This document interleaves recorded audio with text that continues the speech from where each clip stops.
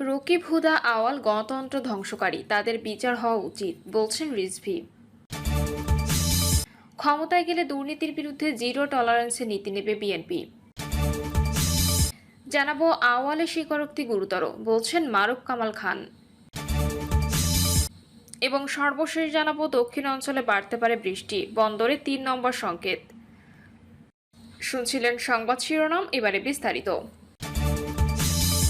আওয়ালের স্বীকারোক্তি গুরুতর, বলছেন মারুফ কামাল খান। পতিত ফ্যাসিবাদী হাসিনার প্রধান নির্বাচন কমিশনার হাবিবুল আওয়াল আদালতে স্বীকার করেছেন যে ২০২৪ সালে তিনি জাতীয় সংসদের যে নির্বাচন পরিচালনা করেছিলেন সেটা ছিল ডামি। এই স্বীকারোক্তিকে গুরুতর বলে মন্তব্য করেছেন বিএনপি চেয়ারপারসন ও সাবেক প্রধানমন্ত্রী খালেদা জিয়ার সাবেক প্রেস সচিব মারুফ কামাল খান। মারুফ কামাল খান বলেন, সংসদ নির্বাচনের মাধ্যমেই আমাদের দেশে জাতীয় সংসদ ও সরকার গঠিত হয়। সংসদের সংখ্যাগরিষ্ঠ সদস্যের আস্থাভাজন সদস্য প্রধানমন্ত্রী হন। প্রধানমন্ত্রী মন্ত্রিসভা গঠন করেন। সংসদ আইন পাশ, বাজেট বরাদ্দ এবং রাষ্ট্রপতি নির্বাচন করে। সরকার সশস্ত্র বাহিনী, আধা সামরিক বাহিনী, আইন শৃঙ্খলা রক্ষা বাহিনী, সিভিল প্রশাসন ও সব রাষ্ট্রীয় ও সাংবিধানিক প্রতিষ্ঠানে নিয়োগ, পদোন্নতি ও বদলি করে থাকে। তিনি বলেন, ডামি নির্বাচনের মাধ্যমে ভুয়া জনপ্রতিনিধিদের নির্বাচিত বলে ঘোষণা করা হয়। সুষ্ঠু নির্বাচনে এই ভুয়ারা নির্বাচিত হতে পারত না, অন্যরা বা অন্য দল নির্বাচিত হতো। ডামি নির্বাচনে তাদের অধিকার হরণ করে অন্যদের হাতে অবৈধ পন্থায় কর্তৃত্ব তুলে দেওয়া হয়। কাজেই ওই নির্বাচনের নামে গঠিত সংসদ, প্রধানমন্ত্রী, মন্ত্রিসভা, রাষ্ট্রপতি, স্পিকার সব অবৈধ ছিল।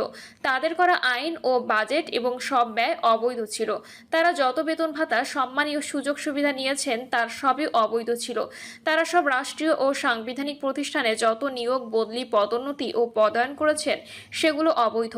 তাদের নিয়োজিত বিচারকদের সব রায় অবৈধ। সাবেক প্রধানমন্ত্রী এই প্রেস সচিব বলেন, এত সব অবৈধতার উৎস যে ডামি বা ভুয়া নির্বাচন, সেই নির্বাচন অনুষ্ঠানে যারা জড়িত তাদের কি ভয়াবহ সাজা হওয়া উচিত। এত অবৈধতার পাপ বহন করে একটা রাষ্ট্র চলতে পারে না।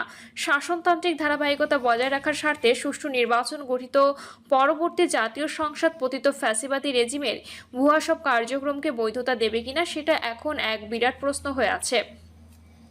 রাষ্ট্রদ্রোহ ও অন্যায় প্রভাব খাটিয়ে প্রহসনের নির্বাচন দেওয়ার অভিযোগে রাজধানীর শেরেবাংলা থানার এক মামলায় গ্রেপ্তার হন সাবেক প্রধান নির্বাচন কমিশনার কাজী হাবিবুল আওয়াল। পরে আদালতে ২০২৪ সালের সংসদ নির্বাচন ছিল ডামি নির্বাচন স্বীকার করেন সাবেক এই সিইসি। প্রিয় দর্শক, এই ছিল এখনকার সর্বশেষ সংবাদ। আপডেট সব সংবাদ পেতে চ্যানেলটি সাবস্ক্রাইব করে বেল আইকনটি ক্লিক করে রাখুন। ক্ষমতায় গেলে দুর্নীতির বিরুদ্ধে জিরো টলারেন্স নীতি নেবে বিএনপি। বিএনপি ক্ষমতায় গেলে দুর্নীতির বিরুদ্ধে জিরো টলারেন্স নীতি নেওয়া হবে বলে জানিয়েছেন দলটির যুগ্ম মহাসচিব শহীদউদ্দিন চৌধুরী অ্যানি। তিনি বলেন, দুর্নীতি, দুঃশাসন আমাদের সমাজ ব্যবস্থাকে ধ্বংস করে দিয়েছে।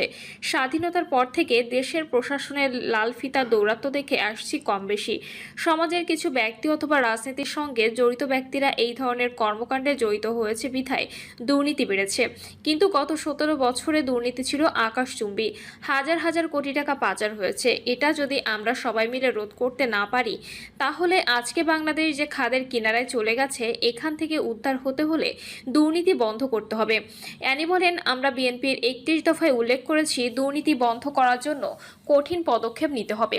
দুর্নীতি দূর করতে দলের ভারপ্রাপ্ত চেয়ারম্যান তারেক রহমানের নেতৃত্বে আমরা এখন থেকেই কাজ শুরু করেছি। এটা বিএনপির জন্য একটা কঠিন চ্যালেঞ্জ। এই কঠিন চ্যালেঞ্জ গ্রহণ করার জন্য আমরা প্রস্তুত আছি। শুধু প্রশাসনের নয়, তার বাইরে যাতে কেউ দুর্নীতি করতে না পারে এবং তা নিয়ন্ত্রণে সর্বোচ্চ কঠিন ভূমিকা নেবে বিএনপি। আগামী নির্বাচনে কারা বিএনপির মনোনয়নের জন্য উপযুক্ত হবেন এ প্রসঙ্গে জানতে চাইলে শহীদউদ্দিন অ্যানি বলেন, আমাদের দলের স্থায়ী কমিটি ভারপ্রাপ্ত চেয়ারম্যান এবং চেয়ারপারসনের পরামর্শ নিয়ে দল পরিচালিত হচ্ছে। তাদের কাছে অনুরোধ করেছি, সারা দেশে নিজস্ব জরিপের মধ্য দিয়ে যিনি সবচেয়ে জনপ্রিয় এলাকায় নির্বাচন করার জন্য উপযোগী হবেন, দীর্ঘদিনের রাজনৈতিক অভিজ্ঞতা আছে, ত্যাগী, তাকে দল বাছাই করে নেবে। আগে দুর্নীতি যা ছিল শেখ হাসিনার নেতৃত্বে তা হাজার গুণ বেশি হয়েছিল বলে মন্তব্য করেন অ্যানি। তিনি তার বাবার চাইতে কয়েক শতগুণ বেশি ফ্যাসিবাদী এবং কর্তৃত্ববাদী শাসন চালিয়েছেন। এরশাদের চাইতে কয়েক শত ডিগ্রি বেশি ফ্যাসিবাদ ছিলেন তিনি। আমরা এরশাদকে স্বৈরাচার বলি আর হাসিনাকে ফ্যাসিবাদী বলি। তিনি আরও বলেন, পাশাপাশি প্রেসিডেন্ট জিয়াউর রহমানের রাজনীতি দেখেন। তিনি উন্নয়ন এবং নিজস্ব কর্মসূচি দিয়ে রাজনীতি করেছেন। তিনি স্বাধীনতার ঘোষণা করেছেন, তখন তার বয়স কত ছিল, আর যখন মৃত্যুবরণ করেন তখন বয়স কত ছিল। ৭১ থেকে ৮১, এই ১০ বছরের মধ্যে মাত্র ৩.৫ বছর ক্ষমতায় ছিলেন। জিয়াউর রহমান এবং বেগম খালেদা জিয়ার রাজনীতির মধ্যে কোনো ফ্যাসিবাদী এবং কর্তৃত্ববাদী রাজনীতি ছিল কিনা দেখেন। বিএনপি কখন ফ্যাসিবাদের ভূমিকায় ছিল না। ২০০১ থেকে ২০০৬ সাল পর্যন্ত বিএনপি রাষ্ট্র ক্ষমতা থাকাকালে অনেক ষড়যন্ত্র হয়েছে বলে দাবি করেন শহীদউদ্দিন আনী। তিনি বলেন, পার্শ্ববর্তী দেশের ষড়যন্ত্র ছিল। পার্শ্ববর্তী দেশ খালেদা জিয়াকে টার্গেট করেছিল। তারা তারেক রহমানের রাজনীতিকে টার্গেট করেছিল। তার নামে নানান অপপ্রচার করেছে। হাওয়া ভবন নিয়ে তার রাজনৈতিক ভাবমূর্তি নষ্ট করতে চেয়েছিল, যাতে তারেক রহমান তার নিজস্ব চিন্তা চেতনা দেখাতে না পারে। বিএনপি ক্ষমতায় গেলে বহির্বিশ্বে বাংলাদেশের ভাবমূর্তি উন্নয়নে কী ধরনের উদ্যোগ নেবে জানতে চাইলে অ্যানি বলেন, বিদেশে আমাদের বন্ধু থাকবে, প্রভু থাকবে না। জিয়াউর রহমান সার্ক গঠন করেছিলেন। আমাদের পার্শ্ববর্তী 7টি দেশ মিলে এটা একটা অ্যাসোসিয়েশন। যে কোনো সমস্যার আলাপ আলোচনার মাধ্যমে সুন্দর সমাধান হয়ে যায়। কিন্তু বিগত আওয়ামী লীগ সরকার সার্ককে পুরোপুরি অকার্যকর করে দিয়েছে। তারা একটা দেশকে প্রাধান্য দিয়েছে। আশা করছি ভবিষ্যতে সার্ক পুরোপুরি কার্যকরভাবে সক্রিয় হবে। সেজন্য আমাদের ভারপ্রাপ্ত চেয়ারম্যানের যে পররাষ্ট্রনীতি, সেখানে চায়নার জন্য একটা পররাষ্ট্রনীতি থাকবে, আমেরিকার জন্য একটা, যুক্তরাজ্যের জন্য আরেকটা এবং পার্শ্ববর্তী দেশের জন্য আলাদা পররাষ্ট্রনীতি থাকবে। সাংবাদিকদের আরেক প্রশ্নের জবাবে বিএনপির এই যুগ্ম মহাসচিব বলেন, তারেক রহমান খুব শিগগিরই দেশে ফিরবেন। তার ফেরার জন্য লন্ডন ও বাংলাদেশে প্রস্তুতিও চলছে। তাকে বরণ করে নেওয়ার প্রস্তুতি চলছে। রকিব হুদা আওয়াল গণতন্ত্র ধ্বংসকারী, তাদের বিচার হওয়া উচিত, বলছেন রিজভী। বিএনপির সিনিয়র যুগ্ম মহাসচিব অ্যাডভোকেট রুহুল কবির রিজভী বলেছেন, মানুষ অপদস্থ হোক সেটি আমরা করব না। মানুষের অপরাধ থাকলে তার আইনসঙ্গত বিচার হবে, ন্যায্য বিচার হবে, সে যেন উপযুক্ত বিচার পায়। সাবেক সিইসি নুরুল হুদা, রকিব, হাবিবুল আওয়াল দেশের গণতন্ত্র ধ্বংস করেছে, দেশের গণতান্ত্রিক প্রতিষ্ঠানগুলোকে ধ্বংস করেছে, সবকিছু তছনছ করে শেখ হাসিনার ক্ষমতাকে চিরস্থায়ী করার অপচেষ্টা চালিয়েছে। এর জন্য শুধু আমরা ধিক্কার ও ঘৃণা জানাই না, তাদের বিচার হতে হবে, অবশ্যই সেটা আইনসঙ্গতভাবে। শেখ হাসিনা যে পথ দেখিয়েছে, আমরা সে পথে যাব না। আমরা যাব গণতন্ত্রের পথে, আইনের পথে। এজন্যই 16 বছরের আন্দোলন সংগ্রাম। আইন হাতে তুলে নেব না। রিজভী বলেন, কেন আমরা একজনকে ঢিল বা ডিম ছুঁড়ে মারব, গলায় জুতামালা পরাবো? সে অন্য দলের হোক, তার অপরাধের ন্যায্য বিচার হতে হবে। সাবেক 3 নির্বাচন কমিশনার গণতন্ত্র ধ্বংসকারী। অবাধ সুষ্ঠু নির্বাচনকে তারা মাটিচাপা দিয়েছে, লেলিয়ে দিয়ে বেআইনিভাবে রাস্তার মধ্যে যাকে তাকে আঘাত করতে হবে, এটা আমরা করব না।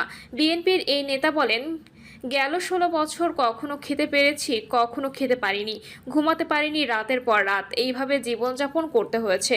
গুম খুনের প্রতিবাদ করতে গিয়ে কতদিন যে রিমান্ডে ছিলাম তার হিসাব নেই। সন্ত্রাস মাদক কারবারিদের সঙ্গে কারাগারে রেখেছিল শেখ হাসিনার পুলিশ। রাজনীতিবিদরা ব্রিটিশ আমলেও কারাগারে একটি মর্যাদা পেত, সেটুকু শেখ হাসিনা দেয়নি। দেশ ছিল হাসিনার পৈতৃক সম্পত্তি, তার পরিবারে ছিল একছত্র অধিপতি, তার ছেলেমেয়েরা ছিল রাজপুত্র কন্যার মতো। ইচ্ছা মতো জনগণের টাকা লুটপাট করেছে। সেই টাকা পাচার করে তাদের উত্তর প্রজন্ম যাতে সুখে শান্তিতে থাকতে পারে, সেই কাজ তারা করেছে। এজন্যই দুবাই, কানাডা অথবা সিডনিতে যত অট্টালিকা দেখা যাবে, সব আওয়ামী লীগের নেতাদের।